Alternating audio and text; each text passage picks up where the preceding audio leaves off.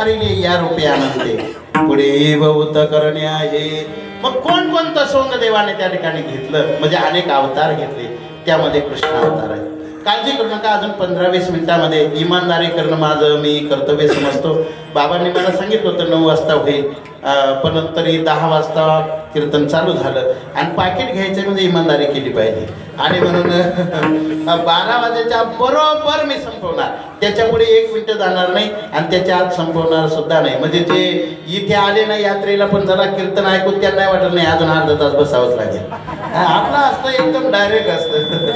आनंद लक्षात, आता लक्ष देऊन ऐका. म्हणजे तुम्ही कोणी खुणवणार नाही, तिकडे कढी तयार झाली तिकडे भात तयार झाला हा निरोपही येणार नाही. सगळं कीर्तनकाराने अगोदरच स्पष्ट सांगितलं पाहिजे म्हणजे कोणाचा त्रास होत नाही. विठ्ठल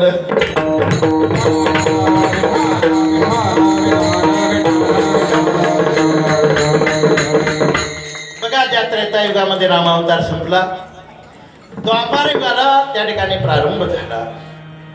कंस आधी करून त्या ठिकाणी राक्षस तयार झाले. ज्या वेळेला या पृथ्वीवरती पापाचा बोजा होतो त्यावेळेला तिला त्या ठिकाणी तो पापाचा बोजा सहन होत नाही, अधर्म त्या ठिकाणी वाढायला लागतो. त्यावेळेला ती पृथ्वी जी आहे ती गायीचं रूप घेते. आपल्याकडे 2 गोष्टी आहेत, धर्म हा बैलाचं रूप घेतो आणि पृथ्वी ही गायीचं रूप घेते.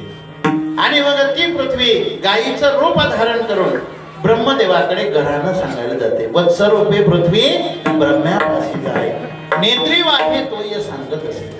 ती सांगू लागली, देवा आता खूप पाप झालाय, अधर्म त्या ठिकाणी वाढलाय आणि मी तुम्हाला पटवून देतो बरं का, मी ते कीर्तन आणि आताचं कलियुगाचं तुम्हाला सांदर्भ असं त्या ठिकाणी लावून दाखवतो. कोरोना आला होता ना आपल्याकडे 2 वर्ष, पहिल्या कोरोनात मला सुद्धा कोरोना झाला होता. तर ते कार्यक्रम करता करता बाबा 3.5 लाख रुपये लागले होते मला. वाचलो, काही पाकिट अजून घ्यायची होती मला. आम्ही फुकट नाही घेत, तुम्ही काळजी करू नका. तुकाराम महाराजांनी काहीच घेतलं नाही, ते आम्हाला सांगून गेले, बाबांना राहिलेली वसुली करा.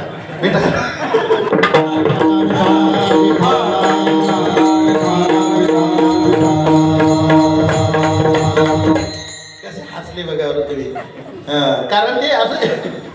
चला, कुठे चालला होता आपला विषय?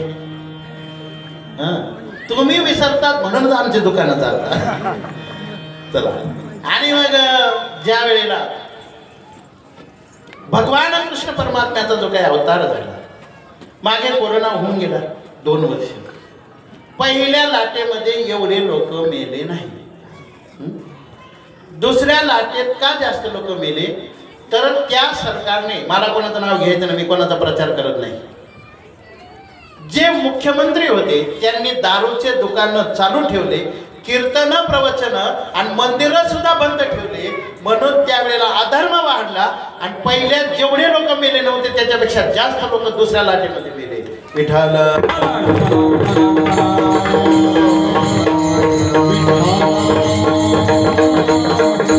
पण माझं पुढचं वाक्य ऐका.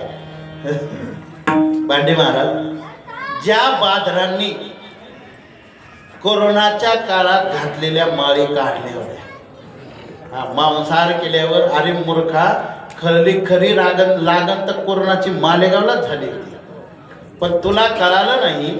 आणि लोकांनी मांसाहार करण्याकरता चांगल्या वारकऱ्यांनी माळी काढल्या होत्या मरणाच्या धाकाने. पण अजून माझं वाक्य लक्षात ठेवा, अजून 1 लाट येणार म्हणजे येणार, आणि ज्यांनी माळी काढल्या होत्या त्यांचा पहिला नंबर लागणार म्हणजे लागणार. सगळ्यांच्या नादी लागा, देवाच्या नादी लागू नका. बिनू पद चलई सुनावू बिनू काना, त्याला कानाशिवाय ऐकता येतं, डोळ्याशिवाय पाहता येतं, त्याच्या नादी नका लागू. त्याने तुम्हाला 2 वर्ष घराच्या बाहेर तर निघू दिलं नाही. काय केलं तुम्ही? आणि जर निघाला तर पोलीस कुठे मारित होती, चांगलं आठवण आहे तुम्हाला. म्हणून नादी नका. मग तुम्हाला ते पटत नाही ना आमचं कीर्तन. मग हे अधर्म झाल्यावर काय होतं? आणि म्हणून पृथ्वी त्या ठिकाणी कोणाला शरण गेली?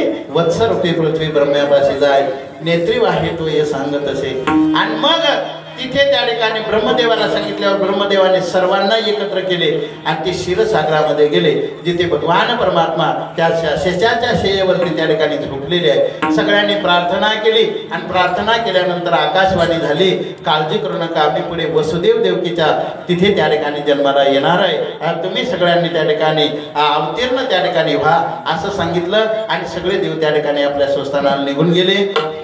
रुक्मिणी मातेला सांगितलं, तुम्ही विदर्भ देशामध्ये भीमक राजाच्या तिथे जाऊन त्या ठिकाणी अवतीर्ण व्हा. आणि मग शेष नारायणाला सांगितलं, चला आता अवतार घेऊ. त्यांनी सांगितलं, तुमचा अवतार तुम्हीच घ्या. मागच्या जन्मात मी तुमचा लहान भाऊ झालो, तुमची बायको तुमच्या बरोबर, माझी बायको तिकडं राजवाड्यात, तुम्ही मस्त झोपायचे, फळं खायचे, मी उभाच्या उभा, मला झोप नाही, मला काहीच नाही. म्हटले तुमचा अवतार तुम्हीच घ्या. देवाने सांगितलं, आता तू काय होई, माझा मोठा भाऊ आहे, आता तू वडील होई गा सर्वज्ञा, पाळी न बा मी आज्ञा तुझी. आणि मग असं त्या ठिकाणी ठरलं. इकडे उग्रसेन नावाचा राजा होता, त्याचा एक भाऊ आहे, त्याचं नाव आहे देवक. त्या उग्रसेनाचा पुत्र आहे त्या ठिकाणी कंस, तो स्वतःच राजा झाला, त्याला त्या ठिकाणी बंदीशाळेत टाकलं. त्या देवकाची असणारी कन्या, तिचं नाव आहे देवकी, ती कंसाची चुलत बहीण आहे. आणि मोठ्या थाटामाटात कंसाने वसुदेवाला देवकी त्या ठिकाणी दिली आणि मोठ्या उत्साहामध्ये लग्न त्या ठिकाणी झालं आणि वरात निघाली. पण ती कुठे निघाली माहिती आहे? कुठे? मथुरेला. आता तुम्ही विचार करा, पूर्वी वरात कुठे असायची लग्न झाल्यावर? नवरदेवाच्या घरी का नवरीच्या घरी? तुमचे झाले ना पण सगळ्यांचे? कुठे कुठे असते वरात? आणि मग इथे कशी काय? पण तो कंस वरात होता. या सप्तपुरी आहे ना, त्याने सांगितलं माझ्या ताईची वरात खेडेगावात होणार नाही, ती कुठे झाली पाहिजे. आणि म्हणून त्या मथुरेला त्या ठिकाणी वरात निघाली अतिशय जोरात. मोठमोठे डीजे लावले होते, गाणे चालू होते, शांताबाई आवाज वाढवली दे तुझ्या आईला, मोठी रंगात वरात आणि सगळे जण त्या ठिकाणी नाचत होते. कुठं आता कलियुगाचं सांगायचंय ना. आणि सगळी वरात त्या ठिकाणी रंगात आली. कोण कसं नाचत होतं ते काय आता मी सांगत नाही.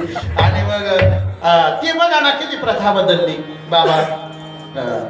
पूर्वीच्या काळामध्ये घरात जर धार्मिक कार्य निघालं ना, तर घरातल्या बाया सुंदर स्वयंपाक करायच्या व सात्विक, आणि वरातीत नाचायला भाड्याने सांगायला लागायच्या.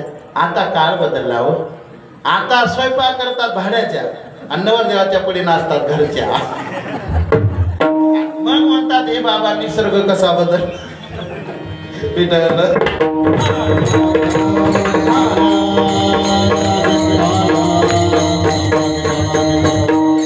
मोठी जोरात वरात त्या ठिकाणी चालू होती.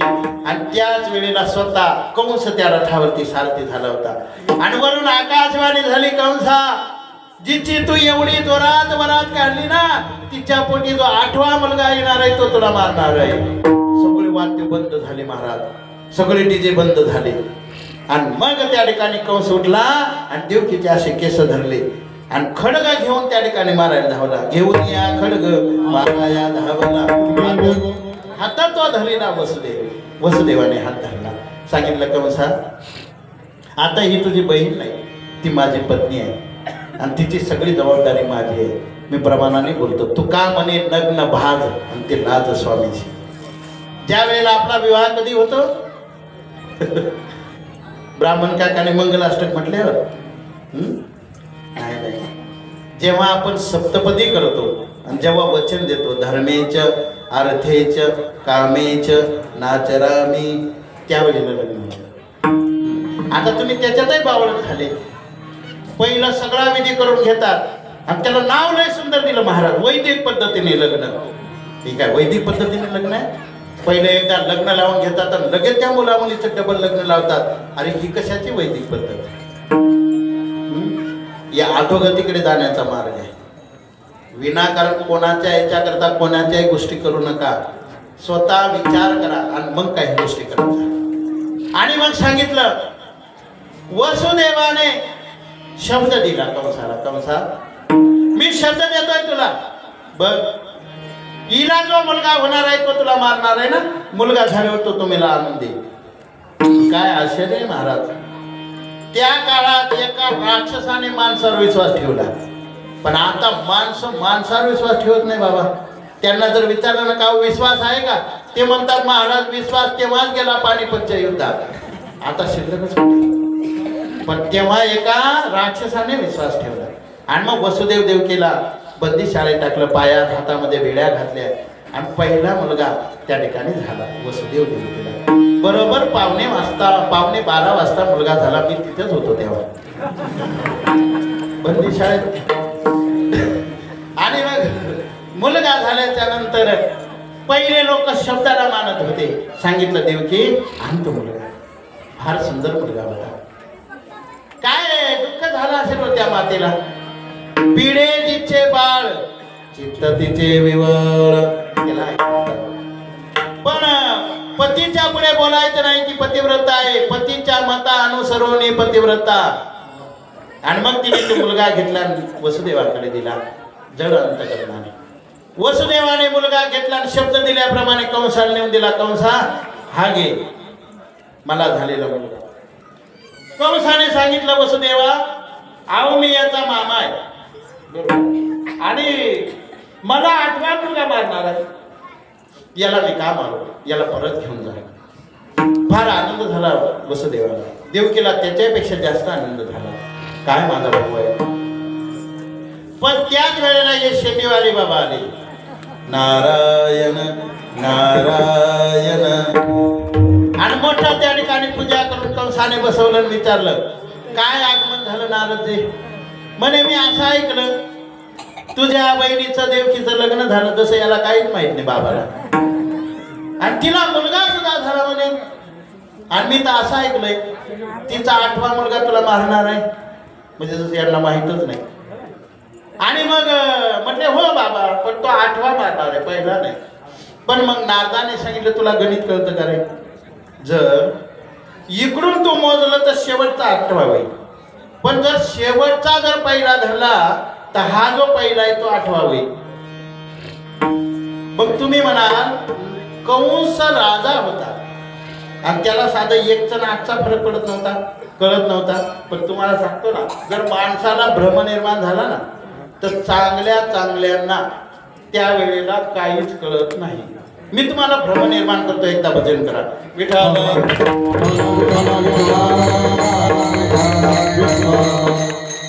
झालं 15 मिनिटं आपलं कीर्तन राहिलं, लक्ष देऊन ऐका. तुम्ही सगळे आता शिफ्टीत आहे ना, पण नाही तर चेक करून घ्या, म्हणजे परत म्हणायला नको तुम्ही. बर म्हणजे मी समजतो. हा आता तुम्हाला भ्रम निर्माण करतो. तुम्ही नाव नका ठेवू दुसऱ्याला. लोक लगेच म्हणतात कंसाला काय एवढं कळत नव्हतं 1 आणि 8. अरे पण मी सांगतो ना तुला माणसाला भ्रम झाल्यावर काय होतं. आता बघा 3 जण मित्र एकत्र आले सकाळी सकाळी कोठूर गावात. आणि ते म्हणे त्याला म्हणे तू नाश्ता चार, त्याला म्हणे तू नाश्ता चार. ते म्हणे असं नाही आपण क्वांट्री करू. आता आपल्याला निफाड जिल्ह्या तालुक्यातलं क्वांट्रीची सवय 5 वाजेनंतर, जरा समजून घे जा.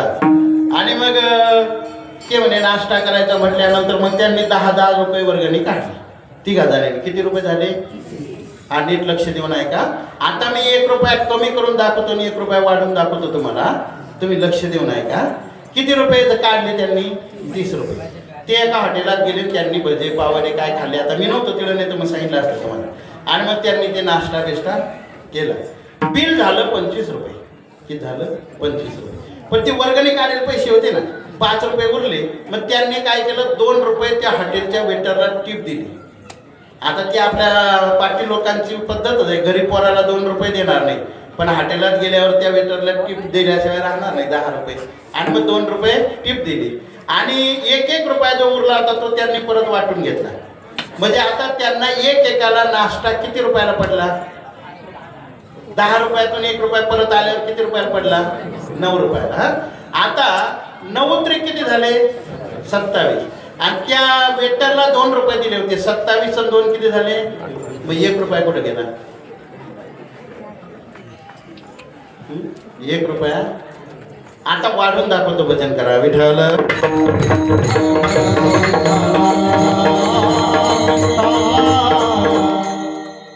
झाला का नाही भ्रम. घरी गेला रिसिव्ह करा. आता नको. आता आता 1 रुपया वाढून दाखवतो. एकाला गावामध्ये मळ्यातून दूध घेऊन जायला फक्त दुधाची किटली अटकावायला सायकल घ्यायची. पण ती फक्त नोटीत जायची, व्यायामही होईल दूधही घालणं होईल. मग त्याने म्हटलं आपल्याला नवी सायकल परवडणार नाही म्हणून जुनी सायकल घेऊ. तो एका दुकानात गेला, त्याला सायकल हे पडली. तिथं तो मालक नव्हता, तो नौकर होता. आणि त्याने विचारलं काय किंमत आहे, म्हणे 50 रुपये. त्याला ती पटल्यामुळे त्याने लगेच 11:15 वाजले होते, जास्त वेळ नको म्हणून 50 रुपये काढून लगेच दिले. काही व्यवहारही केला नाही आणि त्यानं ती सायकल घेतली, तो निघाला. त्या दुकानदाराचा मालक आला, त्याने विचारलं बाळू सायकल विकली का रे? म्हणे विकली. म्हणे केवढ्याला दिली? म्हणे 50 रुपयाला. अरे बाळू, म्हणे काही दुकानदार इमानदार असतात, म्हणे ती आपल्याला 45 रुपयाला द्यायची होती पण तू ती 50 रुपयाला दिली. असं कर, हे त्या मामाचे 5 रुपये नेऊन परत दे. आता त्या जो होता ना तो बाळू, त्या नौकर, त्याने ते 5 रुपये घेतले. तो म्हणे आता असं आहे, जर कधी आपण याच्यातून काही फाळकं मारलं तर मालकाला काय कळत. मग त्याने काय केलं, त्याच्यातून 3 रुपये काढून घेतले आणि 2 रुपये त्या सायकलवाल्याला परत दिले. आता त्या सायकलवाल्याला 50 रुपयातून 2 रुपये परत आल्यावर सायकल केवढ्याला पडली? 48 रुपये. 48 ते, आणि त्याने 3 रुपयाचं फाळकं मारलं होतं. 48 तर किती झाले? 1 रुपया कसं काय वाढला? याला म्हणतात भ्रम. विठाला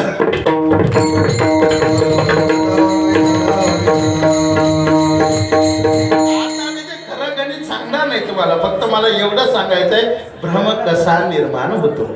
जर आपल्याला भ्रम होऊ शकतो तर कंसाला भ्रम कसा होऊ शकत नाही मला.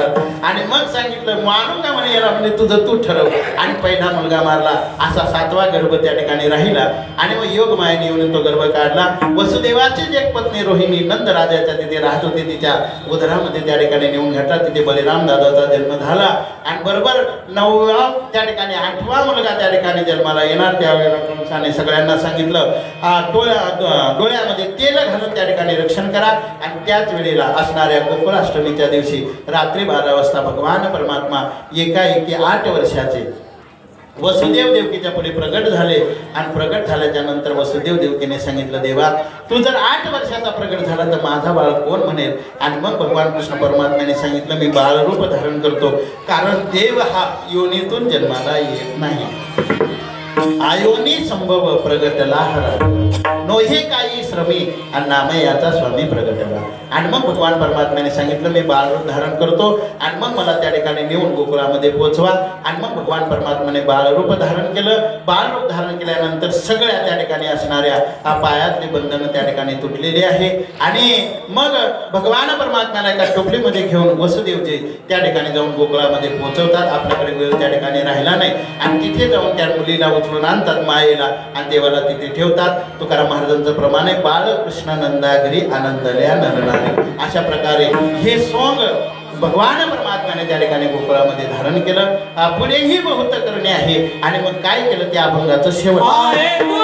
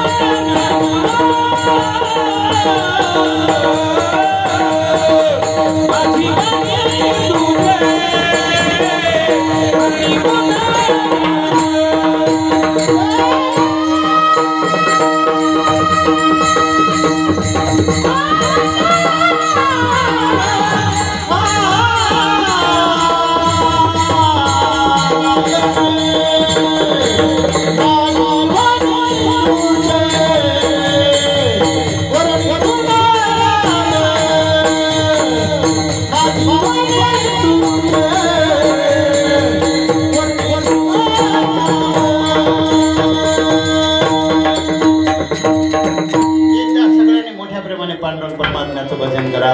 विठोबा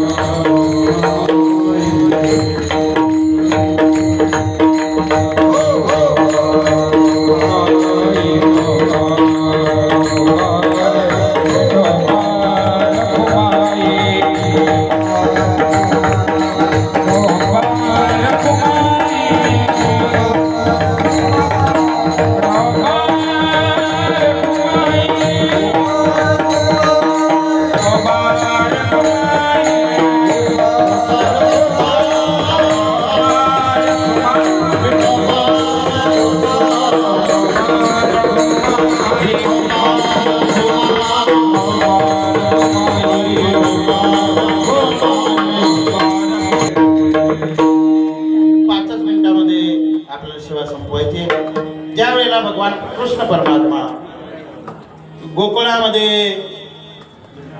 अवतीर्ण झाले. बाळकृष्णानंदा घरी आनंदले गोकुळातल्या लोकांनी आनंद उत्सव साजरा केला. गुढिया तोरणी करती कथा गाती गाणे अशा पद्धतीने आनंद उत्सव साजरा होत असताना जे काही चरित्र भगवान परमात्म्याने गोकुळात केलं ते दोन प्रकारचं केलं असं महाराजांनी या भागामध्ये सांगितलं. एकदा रांगता रांगता चरित्र केलं, दुसरं गाई राखता राखता. एकच प्रकार फक्त आपण याचा बघणार आहोत आणि आपली सेवा संपवणार आहोत.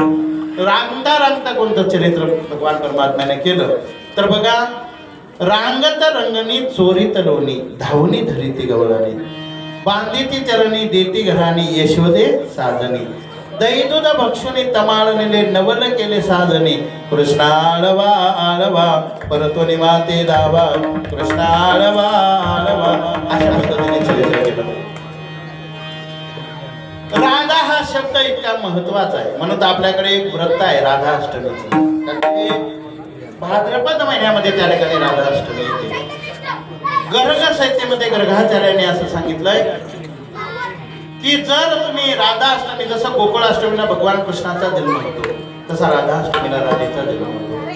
जर तुम्ही राधा अष्टमीचा उपवास केला तर 36,000 एकादशा केल्याचं पुण्य प्राप्त होईल. आणि ती राधा अष्टमी असे लिहिले पुढे जर सोमवारी आली तर 1,25,00,000 एकादशा केल्याचं पुण्य प्राप्त होतं. 2019 साली राधा अष्टमी सोमवारी आली होती. ही राधा अष्टमीचं आणि राधेचा त्या ठिकाणी जन्म झाला. राधा हा शब्द आला का सुखदेवजी महाराजांच्या डोळ्याला धारा लागायच्या, एवढं राधेचं प्रेम होतं. आणि मग एके दिवशी भगवान परमात्मा, कारण चरित्र सुद्धा कोणाचं सांगावं, आता लोक राधेचं काही पण त्या ठिकाणी म्हणायला लागले, अरे राधा कुठं, राधेसारखी भक्ती नाही. आणि म्हणून ह्या अशा विटंबना केलेल्या गवळणी म्हणू नका त्याच्यात भजनामध्ये. अरे ते देवाचं चरित्र आहे. ज्या संतांच्या गवळणी आहे, ज्या गाथेत आहे त्याच म्हणा.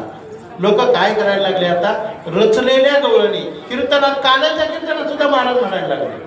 आणि म्हणून या गोष्टी त्या ठिकाणी करू नका. मी एकच चरित्र राधेचं सांगणार आहे.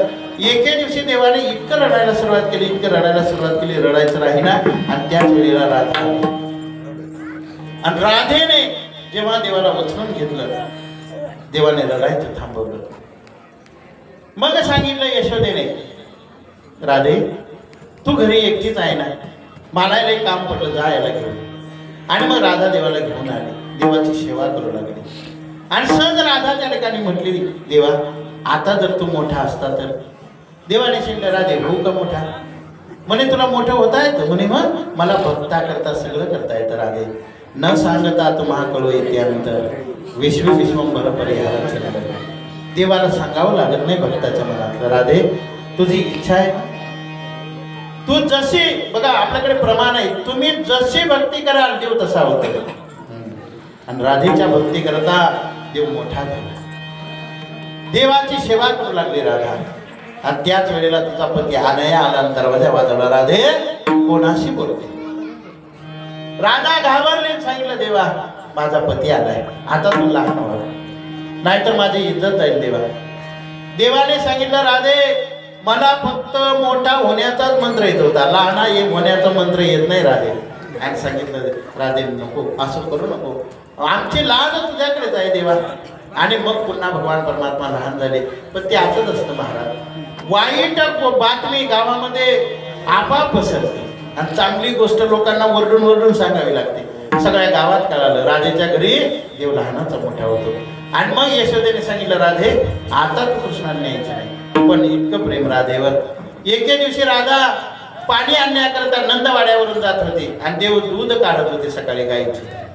राधेला बाहेर बघितलं आणि देवाने, कारण दुधाची चरबी भरली की यशोदा मैयाकडे द्यायची, तिने नेऊन डेऱ्यात वतायची. राधेला बाहेर बघितलं आणि देवाने गाय सोडून दिली, बैलाच्याच खाली बसली. पण काय तो भगवान परमात्मा आहे, बैल दूध द्यायला लागला. आमच्या देवाने बैलाचं काढलं, पण आमच्या संताने दगडाच्या नंदीचं काढलं. जगद्गुरु तुकाराम महाराजांनी भागीरथी करता परत आले आणि त्या वेळेला शेवयाचा भात केला आणि दूध नव्हतं. सगळ्या गावात इंडी भागीरथी पण दूध नाही मिळालं. तुकाराम महाराजांनी सांगितलं भागीरथी आणतो तांब्या. आणि तिथे वेळेश्वराचं त्या ठिकाणी मंदिर आहे आणि त्याच्यापुढे दगडाचा नंदी आहे. आणि तुकाराम महाराजांनी त्या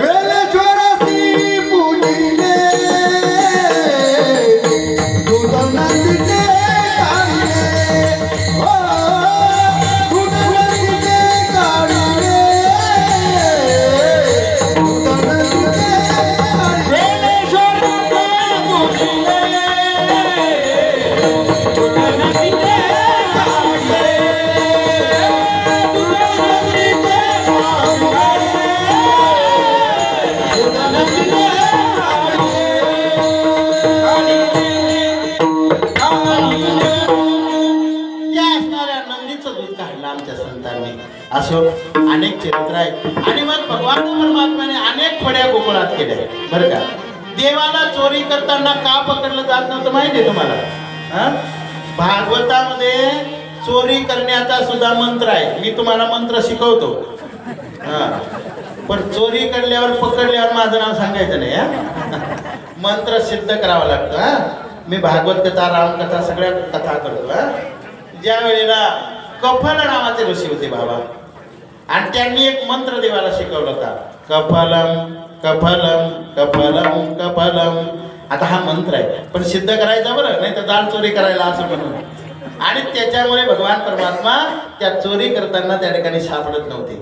आणि मग सगळ्या गवळणी घरानं सांगायला जायच्या नंदवाड्यावर, पण त्या घरानं सांगण्याकरता नाही, देवाचा बघण्याकरता. गवळणीचा भाव असा होता का त्यांना देवाला पाहिल्याशिवाय राहत नव्हतं. त्या देवाकडे पाहायला गेल्यानंतर ह्या पापण्या मिटतात ना, त्यावेळेला सुद्धा सांगायच्या की आम्हाला देवाचा पापणी लवल्यानंतर त्या ठिकाणी वियोग होतो, कुटीर युग त्याच्यामध्ये जातात आम्हाला असं त्या ठिकाणी वाटतं. असं त्या गवळणीचा भाव होता. आणि मग त्या घरानं सांगायला जायच्या. म्हणजे यशोदा मैया आईला कधी आपल्या मुलाचं घरानं पटेल का? बाळ सगुण गुणाचे ताने गे, बाळ सगुण गुणाचे ताने काय सांगता घराने गे गोकुळच्या नारे.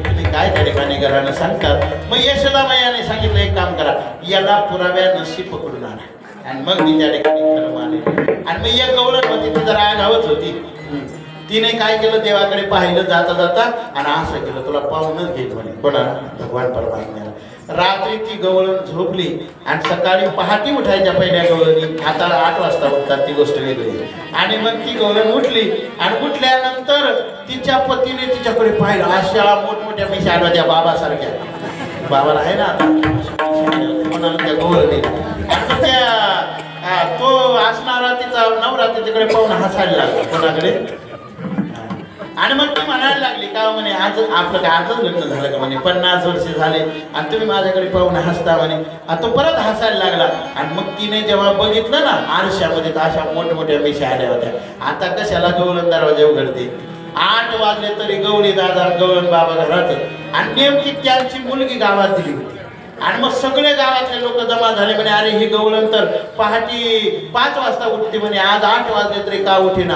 लोक म्हणे कोरोनाची साथ चालू आहे म्हणे, न जाणं रात्री कोरोना झाला आणि गचकले का काय म्हणे गवळी दादा. आणि गवळी आणि मग ते जावाई होता, जावाई म्हणे चला आपण जाऊन बघू. आणि मग जावाने दरवाजा वाजवला, मामी जरा दरवाजा उघडा. आता मामी सासऱ्याला म्हणते जाव म्हणे, जावाई आले तुम्ही दरवाजा उघडा. ते सासरा म्हणे नाही नाही तूच जाऊन उघड. आणि मग मामीने असा घुंगड घेतला आणि गेली दरवाजा उघडला. दरवाजा उघडल्यावर जावायला असं वाटलं माझं लग्न झालं तेव्हा या मामीने कधी असा घोंगड घेतला नव्हता. मला 2 पोरं झाली तरी. आणि आता मला त्या ठिकाणी घोंगड घेऊन दरवाजा उघडायला आली. विचारलं जावायने मामी कशा करता घोंगड घेतलाय म्हणे, जरा वर तर करू द्या, तुमचं चंद्रमुख बघू द्या म्हणे कसं आहे म्हणे. आणि मग नाईलाज झाला आणि सासूबाईने असा जेव्हा पदरवड केला तेव्हा अशा मोठमोठ्या मिशा. आणि मग जावायने विचारलं काल नंदवाड्यावर गेल्या होत्या म्हणे हो. येताना काय कृती केली म्हणे काय नाही, देवाला एवढंच म्हटलं उद्या माझ्या घरी ते तुला पाहूनच घे म्हणजे हे त्याचंच नाटक आहे. आता ह्या मिशा तेव्हाच जातील जेव्हा तू त्याला शरण जाशील तेव्हा. आणि मग अशा अनेक खोड्या भगवान परमात्म्याने केल्या. आणि मग यशोदेने सांगितलं कृष्ण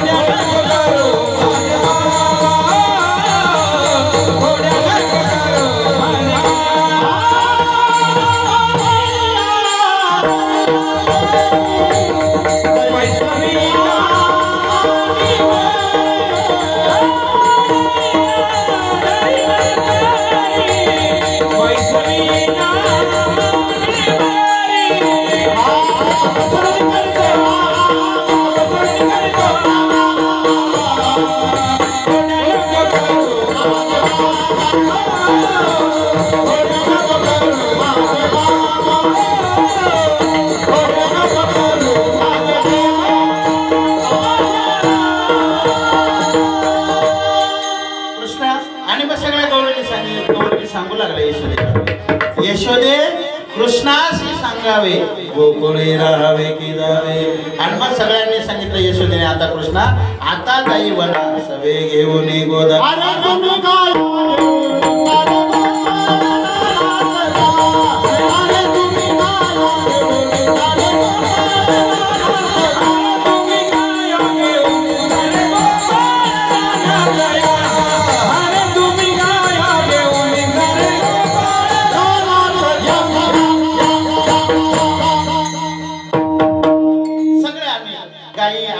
आपल्या बरोबर घेऊन रानात आले.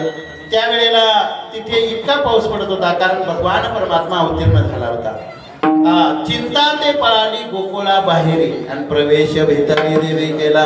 आणि मग सगळ्या गायी चरून त्या ठिकाणी तृप्त झाल्या, कमळाच्या झाडाखाली बसल्या आणि सगळ्या गोपाळांनी अनेक खेळ खेळले, हमामा हुतुतू अशा पद्धतीचे. पण सगळे खेळ खेळत असताना एका गोपाळाचं लक्ष घड्याळाकडे गेलं आणि त्याने सांगितलं देवा आता 12:10 झाले, आता कवर खेळ खेळावा. आणि मग सगळ्यांनी सांगितले झाले आता वेळ म्हणत या शिदोऱ्या. आणि मग सगळ्यांनी त्या ठिकाणी शिदोऱ्या आणल्या. आणि आणल्याच्या नंतर काय झालं की ते सगळं त्या ठिकाणी आणल्यानंतर देवाने सांगितले एक काम करा, ज्याचं जसं कर्म आहे तशी त्याची शिदोरी आहे, ज्याची ज्याने त्याने सोडा त्याने त्याने खा. मग तो एक पेंद्या होता, तेव्हापासून हे बंड सुरू झालं. मग त्या पेंद्याने सांगितलं म्हटलं देवा तुझी जर संगत असताना आम्हाला जर आमची शिदोरी खावी लागत असेल तर तुझा अंगाने जाऊन बसला. असं करता करता सगळे गोपाळ तिकडे निघून गेले, देव एकटेच राहिले. आणि मग देवाने जाऊन सांगितलं गोपाळांना तुमच्यामुळे मला किंमत आहे. आणि मग काय केलं देवाने सगळे असे कमळाच्या फुलाच्या आकाराचे सगळे गोपाळ त्या ठिकाणी बसवले, सगळ्यांच्या शिदोऱ्या एकत्र केल्या, देव मध्ये उभे राहिले आणि सगळ्यांना त्या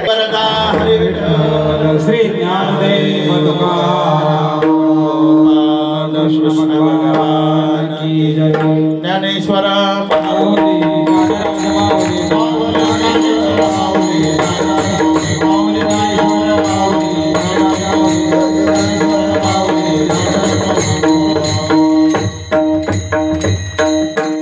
आता कालेचा अभंग होईल. आणि माझ्या कीर्तनाच्या याच्यामध्ये खरं वयोवृद्ध ज्ञानवृद्ध आमचे त्या ठिकाणी दातार सर आज या ठिकाणी उपस्थित आहे. या सप्ताहाचं मार्गदर्शनही त्यांच्याकडेच आहे.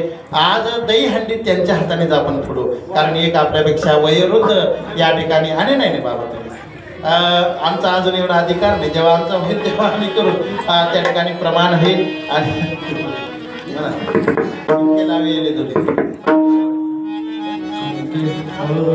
शिंगे लावी